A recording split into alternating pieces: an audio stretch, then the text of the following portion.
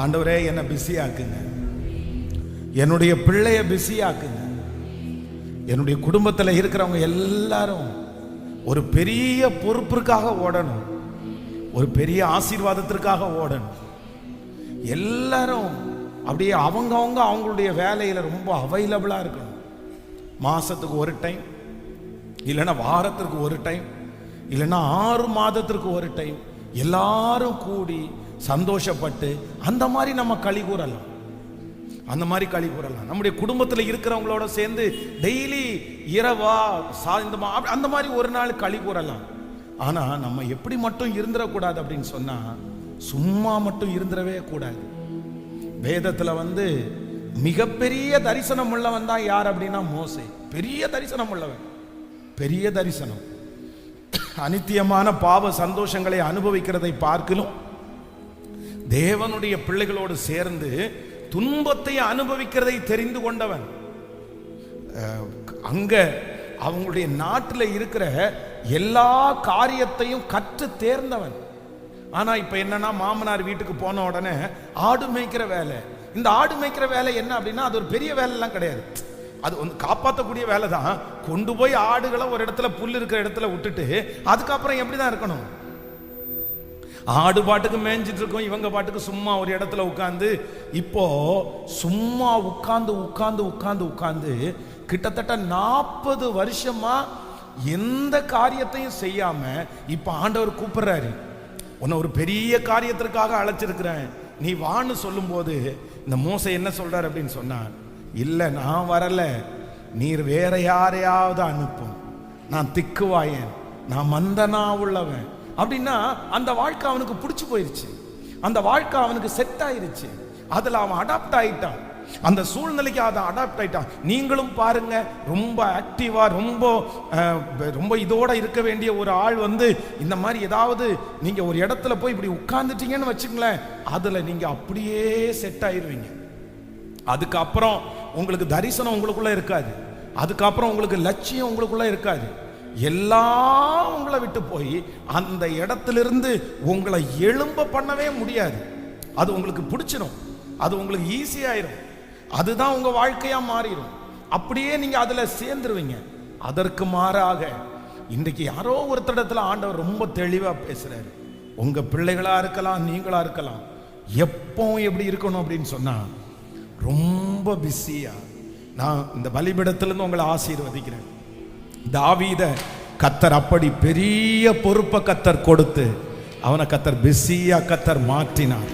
அதே போல உங்களையும் என்னையும் கத்தர் அப்படி மாற்றுவாராக. பெரிய பெரிய பொறுப்புகளை ஆண்டவர் கொடுத்து நம்மை ஓட பண்ணுவாராக, ஓட பண்ணுவாராக. ஹல்லேலூயா. எனக்கு டைமே இல்லை, இப்ப டைமே இல்லை. என்னை நம்பி ஆயிரக்கணக்கான பேர் இருக்கிறாங்க, என்னை நம்பி 100கணக்கான பேர் ஆண்டவர் தந்திருக்கிறாரு. என் பொறுப்பு பெரிய பொறுப்பு, என் மேல ஆண்டவர் வச்சிருக்கிறது பெரிய காரியத்தை வச்சிருக்கிறாரு. அதனால நான் சும்மா இருக்கக்கூடாது, நான் அமைதியா இருக்க முடியாது. எனக்கு ஒவ்வொரு டைமும் வேல்யூபிளான டைம். இந்த நேரம் எனக்கு முக்கியமான நேரம், இந்த நேரத்தில் நான் இப்படி இருக்கக்கூடாது என்கிற ஒரு பெரிய உணர்வையும் ஒரு பெரிய அபிஷேகத்தையும் கர்த்தர் உங்களுக்கு கிருபையாய் கர்த்தர் தருவாராக. நிச்சயமா இந்த காரியம் நடக்கும். நீங்க சும்மா இருக்கிற நீங்க இனி கர்த்தருக்காக சிலம்பம் பண்ண ஆரம்பிப்பீர்கள், சிலம்பம் பண்ண ஆரம்பிப்பீர்கள். அடுப்படியில கிடக்கிற கொஞ்சம் பேரை கர்த்தர் பொன் சிறகுகளாய் கர்த்தர் மாற்ற போகிறார். ஒன்றுக்கும் பிரயோஜனம் இல்லாமல் இருக்கிற நிறைய பேரை கர்த்தர் எடுத்து கொண்டு வந்து கர்த்தரை அலங்கரித்து நிறைய பேருக்கு கர்த்தர் சாட்சிகளாய் மாற்ற போகிறார். ஹல்லேலூயா. கர்த்தர் ஒரு பொறுப்பை உங்கள் தலையின் மேல கர்த்தர் தருவாராக, தருவாராக. பெரிய பொறுப்பை கர்த்தர் தருவாராக. உங்களுடைய உச்சம் தலை முதல் உள்ளங்கால் வரை இருக்கிற சோர்வுகளை மாற்றி, பலவீனங்களை மாற்றி, ஆமென், படுக்கையில கிடக்கிற உங்களை கர்த்தர் தட்டி எழுப்பி, இல்ல இனி இனி ரொம்ப பிஸியா ஓடக்கூடிய கிருபையை ஹல்லேலூயா கர்த்தர் தருகிறதற்கு நல்லவராய் இருக்கிறார். எத்தனை பேர் ஜெபம் பண்ண போறோம்? என்ன பண்ணுங்க ஆண்டவரே? சத்தமா சொல்லுங்க, எல்லாரும் சொல்லுங்களேன். எனக்கு மட்டும் இல்லை, என் வீட்டில் இருக்கிற எல்லாரும் எப்படி இருக்கணும்? ஒரு வாலிப பையன் வீட்டுக்குள்ளேயே உட்கார்ந்துட்டு இருந்தா அந்த அம்மா அப்பாவுக்கு எவ்வளவு வருத்தம். ஒரு கணவனார் வீட்டுக்குள்ளேயே உட்கார்ந்து இருந்தா எவ்வளவு வருத்தம். ஒரு மனைவி வீட்டுக்குள்ளேயே உட்கார்ந்துட்டு இருந்தா, எதுவுமே பண்ணாம உட்கார்ந்து இருந்தா, அந்த குடும்பம் எப்படி ஆசீர்வதிக்கப்படும்? எப்படி ஆசீர்வதிக்கப்படும்? சும்மா இருந்தா எப்படி அந்த குடும்பம் ஆசீர்வதிக்கப்படும்? ஆசீர்வதிக்கப்படாது. அது ஆண்டவர் விரும்பல. நான் ஜெபம் பண்றேன், நான் பைபிள் வாசிக்கிறேன், என்னது இது பேச்சு? அப்ப சாப்பாட்டுக்கு நம்ம இந்த உலகத்தோட வாழ்ற வாழ்க்கைக்கு சும்மா என்ன ஆண்டவர் தரமாட்டாரா அப்படின்னு சும்மா சொல்லலாம் வேண்டாம். அது சும்மா அது சரியான சத்தியம் கிடையாது. அது நல்ல சத்தியம் எல்லாம் கிடையாது. ஒரு உண்மையான ஒரு ஆண்டவருடைய பிள்ளை நம்ம கர்த்தரை நான் எக்காலத்திலும் ஸ்தோத்தரிப்பேன், அவர் துதி எப்பொழுதும் என் வாயில் இருக்கும். நான் எப்பொழுதும் ஆண்டவரை துதிச்சுட்டே இருக்கலாம். நான் நடக்கும் போதும் துதிப்பேன், நான் அமரும் போதும் துதிப்பேன், நான் எழும்பும் போதும் துதிப்பேன். எப்பவும் துதி நம்முடைய வாயில இருக்கும். காலையில எழுமணுமா, 24 மணி நேரத்தில் ஒரு 2 மணி நேரம் இல்லை ஒரு 1 மணி நேரம் ஆண்டவர் கொடுத்துட்டோமா, பைபிள் வாசிச்சோமா, கொஞ்சம் ஊழியம் செஞ்சிட்டோமா, அடுத்து நமக்கு ஒரு கடமை இருக்குது, நமக்கு ஒரு வேலை இருக்குது. சிலரை பாருங்க, ஜெபம் பண்றதை நான் தப்பா சொல்லலை. உபவாசம் ஏதோ ஒரு 10 நாள் உபவாசம் இருக்கிறோம், ஜெபம் பண்றோம், உண்மையா ஜெபம் பண்றோம், இதெல்லாம் தவறல்ல. ஆனா சிலருக்கு வீட்டுக்குள்ள உட்கார்றதுக்கு, ரூமுக்குள்ள உட்கார்றதுக்கு அப்படி ஒரு சாக்கு. நான் சொல்றேன், இது பிசாசுனுடைய மிகப்பெரிய வஞ்சகம், மிகப்பெரிய வஞ்சகம்.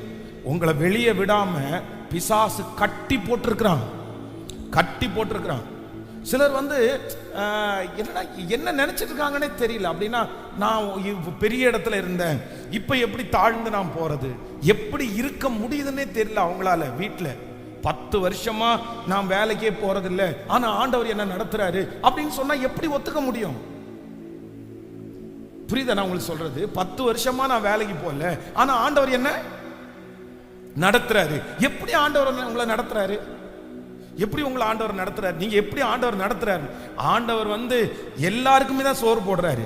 திமிங்கலத்துக்கு சோறு போடுறாரு, சின்ன மீனுக்கு சோறு போடுறாரு, எல்லாத்துக்கும் ஆண்டவர் சோறு போடுறாரு. ஆமென். திமிங்கலத்துக்கும் ஆண்டவர் தான் சோறு போடுறாரு, கடல்ல இருக்கிற மச்சத்துக்கும் ஆண்டவர் தான் சோறு போடுறாரு. ஆண்டவர் உணவை நமக்கு தந்துறாரு. ஆனா உங்க வாழ்க்கை, நீங்க என்ன செய்யறீங்க, என்ன செஞ்சீங்க, என்ன பண்ணீங்க அப்படின்னு கேட்டா, வெறும் சாப்பாட்டுக்கு மட்டும் இருந்தா போதுமா? அது மட்டும் போதுமா?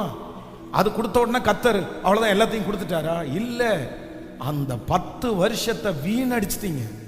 அந்த 10 வருஷத்துல எத்தனை சாதனை, அந்த 10 இயர்ஸ்ல எத்தனை வேலை, எத்தனை சம்பாத்தியம், எத்தனை ஊழியம், எல்லாத்தையும் தொலைச்சு போட்டு ஆண்டவர் என்ன உட்கார சொன்னாரு அப்படின்னு சொன்னா என்ன அர்த்தம்? அதனால இன்றைக்கு யாரோ ஒருத்தரிடத்துல ஆண்டவர் ரொம்ப தெளிவா பேசுறாரு. நீங்க எப்படி இதை புரிஞ்சுக்கிறீங்கன்னு தெரியல. நீங்க எதுக்கு ஜெபம் பண்ணணும்னா, ஆண்டவரே நான் இந்த ஜெபம் முடிச்சிட்டு போகும்போது நான் என்ன ஆயிரணும் அப்படின்னா, நான் ரொம்ப பிஸியா மாறிடணும். அதுவும் தேவையான பிஸியாய், கர்த்தர் நடத்துகிற பிஸியாய். ஹல்லேலூயா. உங்களை நிறைய பேர் தேடுகிற அளவிற்கு கர்த்தர் உங்களை வைப்பாராக. நீங்க நிறைய பேருக்கு அவைலபிளா இருக்கவே கூடாது. ஆமென். ஒரு தேவனுடைய பிள்ளை வளர்றாங்கன்றதுக்கு அர்த்தம் என்ன அப்படின்னு சொன்னா, நீங்க எப்ப கூப்பிட்டாலும் அவைலபிளா இருந்தா அது ரவுடின்னு அர்த்தம். எப்ப கூப்பிட்டாலும் அவைலபிளா இருக்கிறது யாரு சொல்லுங்க?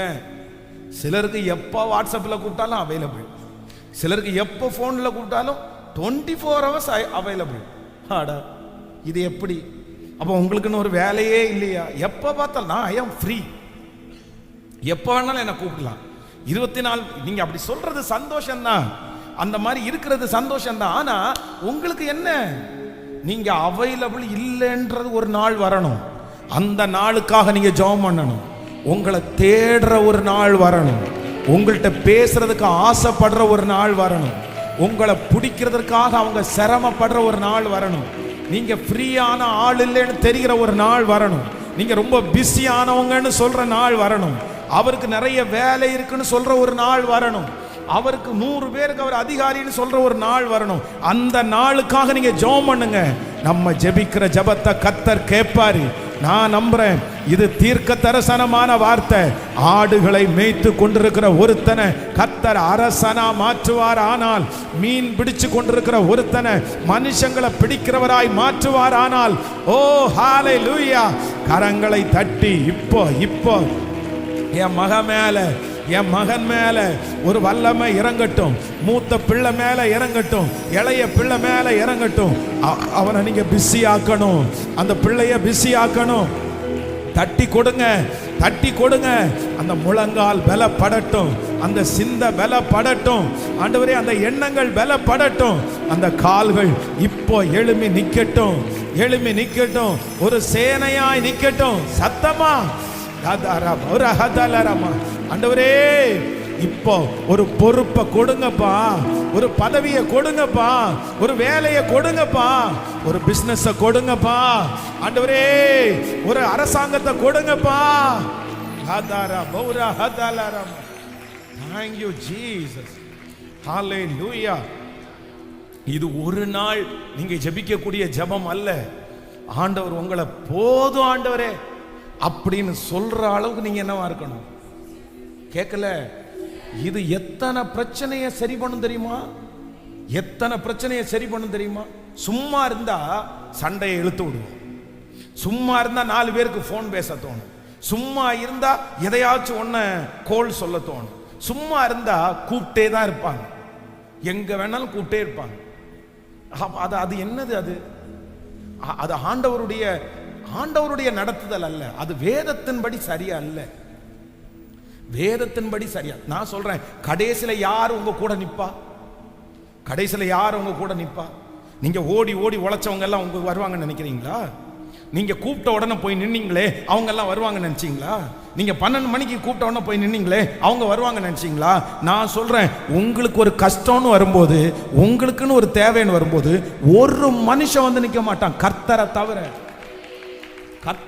ஒரு பர்சன் வந்து நிக்க மாட்டான். நீ மற்றவங்களுக்காக போறதெல்லாம் நான் தப்புன்னு சொல்லல. நம்ம அதுக்காக தான் அழைக்கப்பட்டிருக்கிறோம். ஆனா என்ன அப்படின்னு சொன்னா, நம்ம போறதுல ஒரு வரைமுறை இருக்கணும். போறதுல ஒரு நடத்துதல் இருக்கணும். போறதுல ஆண்டவருடைய சித்தம் இருக்கணும். ஹல்லேலூயா, ஆமென். கைகளை அசைத்து ஒரு ஹல்லேலூயா.